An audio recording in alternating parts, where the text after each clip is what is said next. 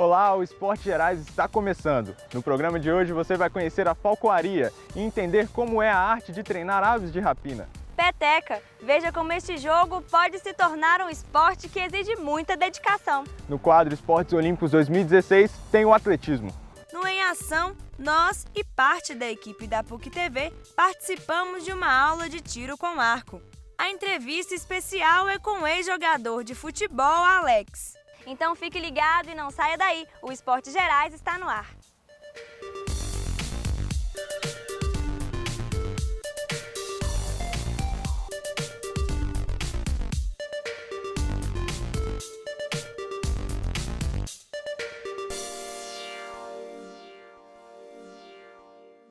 A falcoaria é a arte de treinar e de cuidar de aves de rapina. No Brasil, esta prática se tornou comum há aproximadamente 25 anos. Conheça agora um pouco mais dessa atividade aqui em Minas Gerais.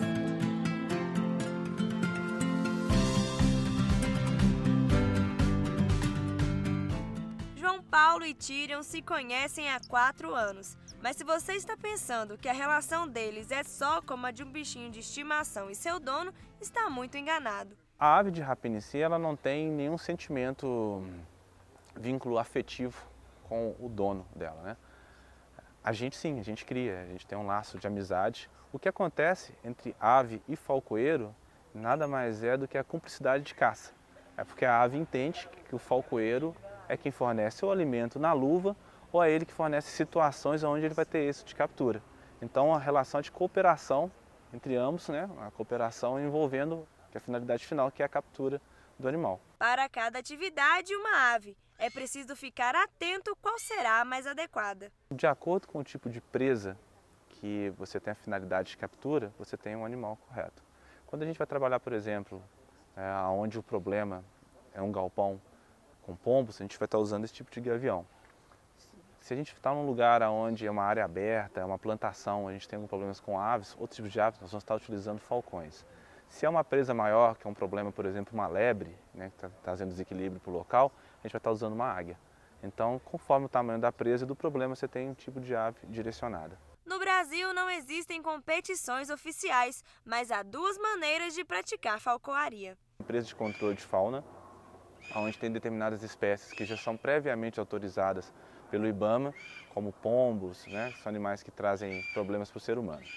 A outra maneira que você pode praticar falcoaria hoje, que não entra em confronto com a legislação, é através do trabalho de reabilitação, aonde chegam animais para o IBAMA ou para o órgão responsáveis, que são oriundos de tráfico ou animais que sofreram algum tipo de lesão.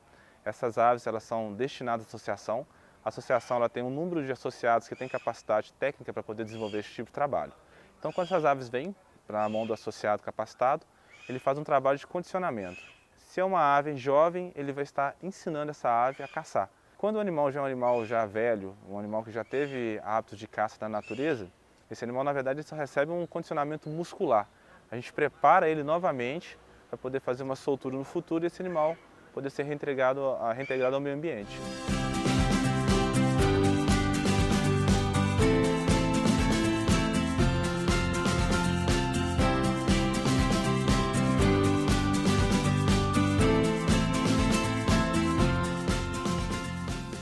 Vida de ave não é fácil. Os animais também precisam de uma rotina de treinamentos intensa. Como se fosse um atleta. Então ele tem uma dieta balanceada, ele come de forma adequada, esse animal tem uma rotina muscular, ele voa praticamente todos os dias exercitando, mantendo musculatura e também uma coisa que é muito importante que é a questão psicológica. Porque um animal é um predador, ele tem que exercer o papel dele como predador. Para quem se interessou em praticar falcoaria, o Wellington conta o que é preciso. Boa vontade, tempo, paciência, né, disposição e interesse, muito interesse.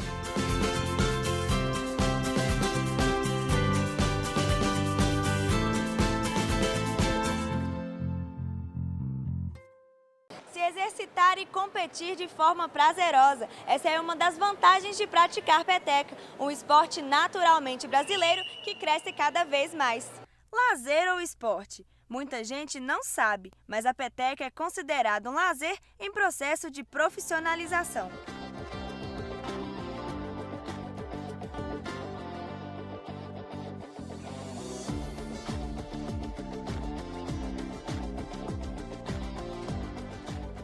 Satana usa a idade como desculpa para ficar parado e vê a prática da peteca como uma maneira de continuar se exercitando.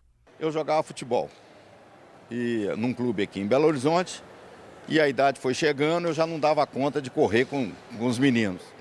Então me chamavam, vamos jogar peteca, falando, isso não é esporte para homem, não vou mexer com isso não, E acabei começando e gostei e comecei a jogar e participar de torneios.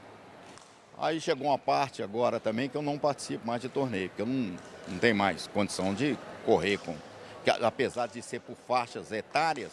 A peteca exercita o corpo e a mente. Para ser um bom jogador, é preciso dedicação. As pessoas mais novas, elas têm uma facilidade muito mais, porque eu estou com 59 anos, estou disputando com o pessoal de 30 até hoje. Então você tem de se condicionar bem, fazer exercício físico todos os dias, uma malhaçãozinha, né? E jogar, de preferência, 2 vezes durante a semana e nos finais de semana. Incentivada pelos pais, Flávia joga peteca desde os 12 anos e ela leva a sério a rotina de treinamentos. Tem que fazer musculação para parar de ter lesões, porque é um esporte de muito impacto. Então é bom a gente estar preparando a musculatura, fazer uma corrida também e alongamento, que é importante demais para a gente não ter cãibra e outras distensões, né? Praticar atividades físicas, fazer amigos e participar de campeonatos. Pessoas de qualquer idade podem jogar peteca. O importante é não ficar parado.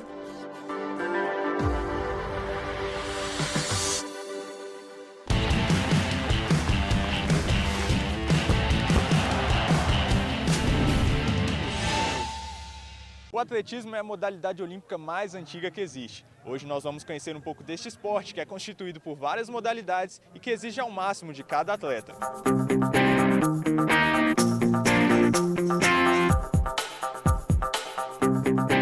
As modalidades do atletismo exigem força, resistência e explosão. Saltos, corridas e arremessos fazem parte deste esporte que, por sinal, é bem democrático. O atletismo é muito diversificado. Tem espaço para todo mundo, para todo biotipo, para todo tipo de pessoa. Então ele não é seletivo, né? Ele engloba toda a população, qualquer um pode estar praticando. Fabiana já brilhou como recordista brasileira e sul-americana no salto com vara. Quem vê a campeã mundial hoje não imagina o início da carreira. Eu comecei no esporte com 7 anos, na ginástica artística, e aí depois com 16 anos eu comecei a ver que eu estava alta para continuar na ginástica e queria fazer algum outro esporte. E aí meu pai viu um anúncio no jornal que estavam montando uma escolinha de atletismo. Falou, vai lá fazer atletismo. Eu, tá bom, vou lá tentar fazer o teste, ver como que eu me saio. E aí eu lembro que o teste foi 50 metros para testar a velocidade, 1.000 metros para testar a resistência e salto em distância parado, que era para ver a explosão, né, o dinamismo. E aí para mim foi super fácil o teste, porque eu tinha toda a preparação da ginástica e fui super bem. E aí o Elson, que é meu técnico até hoje, era um dos treinadores que estavam lá selecionando os atletas e viu meu biotipo, viu que eu fui bem no teste, foi conversar comigo, eu falei que fazia ginástica e aí ele me pegou para fazer salto com vara.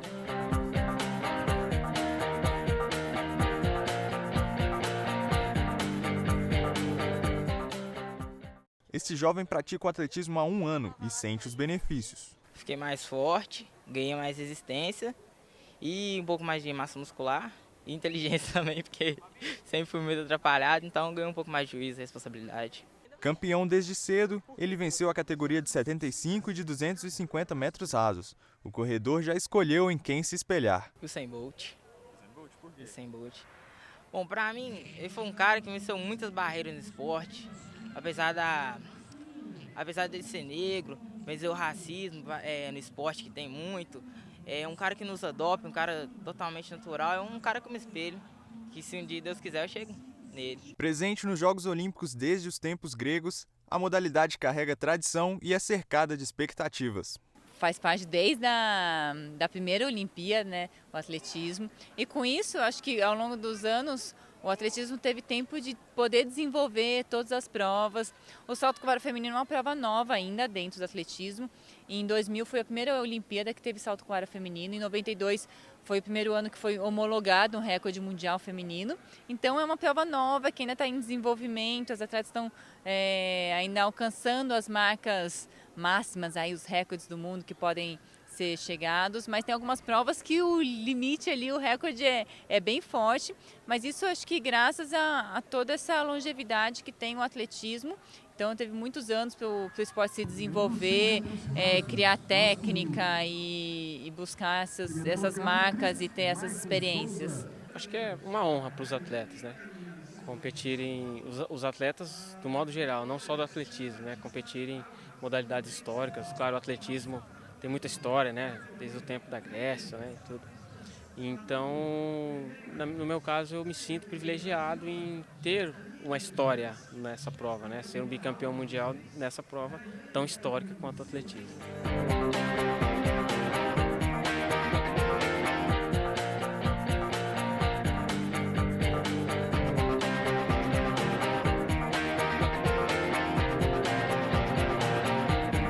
O Esporte Gerais vai para um rápido intervalo, mas já está de volta. Não saia daí e veja como a equipe da PUC TV se saiu no Em Ação, numa aula de tiro com arco. E a entrevista especial é com o ex-jogador Alex.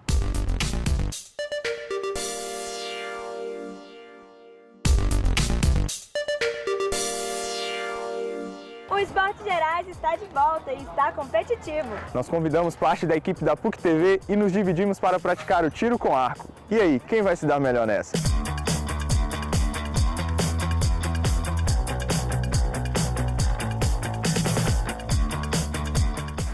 Bom dia, Wallace. Bom dia, pessoal. Tudo bem? Tudo bem? Bom dia. Bom dia, bom dia. Bom dia. Bom dia. Tudo bem? E aí, o que você preparou pra gente hoje? Então, eu preparei uma mini competição para vocês e trouxe também um arco profissional para vocês sentirem um pouco o que é ser um profissional. Esses são arcos escola, são para início de prática. Então eles são um pouco mais leves porque o esporte necessita de postura. 80% do tiro é postura. Então a gente necessita de um arco mais leve. E vocês verão também a diferença de peso. A questão do peso refere-se à potência. No arco profissional são distâncias maiores, são 70 metros de distância o tiro olímpico.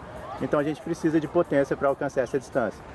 Mas no início a gente vai trabalhar com um arco mais leve, ele vai priorizar a potência leve, trabalhando simplesmente a postura. Esse alvo é um alvo que a gente usa a 18 metros. Hoje a gente vai começar na distância curta para a gente sentir um pouco. E a gente sempre atirando na distância curta equivale a um tiro longo, desde que a gente faça a mesma postura. Então vamos lá. 10 vale o centro central. 9, 8, 7, 6, 5, 4, 3, 2 e 1. Fora seria um M, que significa miss. Nós vamos simular um combate por equipe. Então eu vou sugerir que seja dividido entre 2 pessoas cada equipe.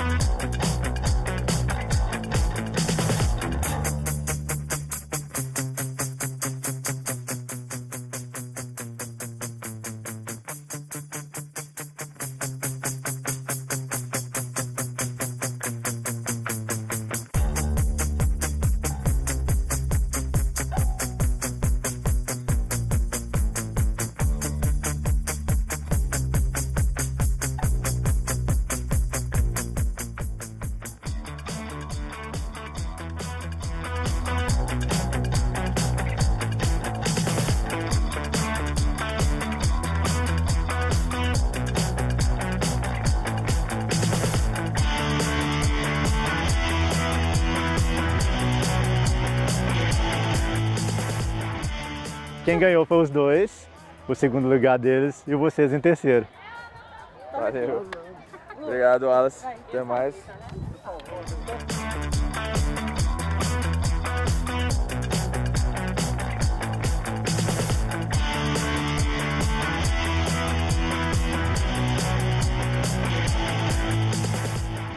Ele encantou as torcidas dos times que passou e conquistou vários títulos. O Esporte Gerais de hoje recebe o ex-jogador Alex, que é considerado mito por alguns e ídolos por outros. Seja bem-vindo, Alex. Obrigado. Você começou sua carreira na categoria de base do Coritiba e se profissionalizou em 1995. Qual é a sensação de ter o primeiro contrato, né, profissional no time do coração? No momento você não tem muita percepção do que está acontecendo, né? Você começa a entender isso um pouco mais para frente. As lembranças que eu tenho da época era a sensação de poder estar jogando pelo meu time, de sair da arquibancada e ir para dentro do campo. E depois que eu saí, que eu comecei a jogar em outros times, aí eu entendi que realmente a satisfação de ter iniciado pelo meu time era uma coisa muito boa, que não são todos os atletas que têm a condição, o privilégio de poder jogar na equipe que você cresceu, na equipe que você torce, na equipe da tua cidade. Então, realmente, para mim, olhando para trás, é super gratificante. E qual foi o gol ou partida que mais marcou sua carreira? Difícil escolher, né? Eu joguei mais de 1000 jogos, eu joguei em grandes times. Eu sempre cito a primeira, né? Porque eu acredito que sem a estreia nada disso teria acontecido. E a semana da minha estreia no Curitiba foi uma coisa muito louca, porque eu estava nos juniores e praticamente só completava treino com os profissionais. E tudo aconteceu, os jogadores receberam cartões amarelos na rodada anterior, acabaram suspensos, quem jogaria acabou se machucando. Existiam outras opções e o Carpegiani naquela semana optou por mim. Então eu acredito que tudo que veio depois se deve à estreia, né? Então se eu tivesse que escolher um, com certeza seria a primeira. Você foi um jogador que encantou vários torcedores. Qual é a sensação de receber tanto carinho de torcidas tão diferentes? Legal, muito bom. Eu costumo dizer que o maior ganho que eu tive na carreira foi o respeito, né? De poder, hoje como ex-jogador, ser respeitado até por torcidas adversárias, né? Então, realmente, para mim é gratificante olhar para trás e ver que, realmente, de alguma forma, eu marquei a vida de algumas pessoas. Você também jogou fora do Brasil por muito tempo, né? E como que foi essa adaptação lá fora? O que isso mudou na sua vida e na sua carreira profissional? Muito, porque é totalmente diferente do Brasil, né? Outra cultura, outra língua, outro modo de viver, outro futebol, outra visão das coisas. Então, realmente, eu acredito que ter passado 9 anos na Europa tem agregado muito para a minha vida como jogador, para a minha vida como pessoa. E eu sempre brinco que quem tiver a oportunidade de morar fora do país, independente de onde seja, e independente do tempo, seria interessante para você agregar valores, ver situações diferentes, ver uma cultura diferente.